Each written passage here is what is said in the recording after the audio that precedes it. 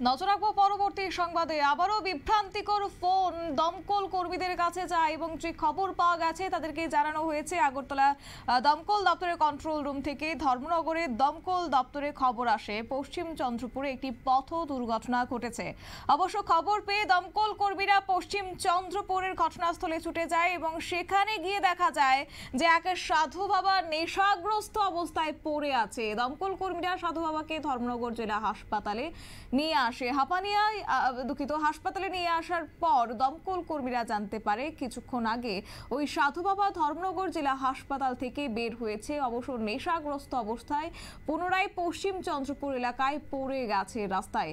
তবে কি রয়েছে দমকল কর্মীদের বক্তব্য শুনুন। বিষয়টা কি ছিল? বিষয়টা আমাদের আগরতলা কন্ট্রোল রুম থেকে ফোন করে আমাদেরকে জানিয়েছে যে পশ্চিম চন্দ্রপুর রাস্তার মধ্যে একটা অ্যাক্সিডেন্ট হয়েছে। আমরা এখানে গেছি, গিয়ে দেখি একজন সাধু উনি রাস্তায় পড়ে আছেন। ওনাকে আমরা উদ্ধার করে জনগণ হাসপাতালে দিয়েছি। হাসপাতালে বলেছে যে তিনি এর আগেও একবার এখানে এসেছিলেন, উনি ইঞ্জেকশনের ব্যবস্থায় আছেন মনে হচ্ছে। আর এরকম ছোটো ছোটো কলের জন্য অ্যাকচুয়ালি রাস্তায় পড়ে আছে। এখন যদি বড় অ্যাক্সিডেন্ট হয় তাহলে আমরা কীভাবে একজন বুঝতে পারছি না। মানুষ শুধু আমাদেরকে নির্ধারণ করেছে।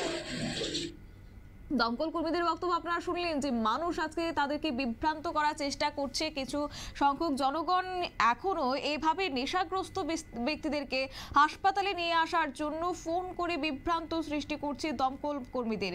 সেই সময় যদি কোনো ধরনের দুর্ঘটনা ঘটে যায় তাহলে দমকল কর্মীরা কি করবে সেই প্রশ্নটা সাংবাদিকদের সামনে রাখলেন জনগণের উদ্দেশ্যে দমকল বাহিনীর কর্মীরা।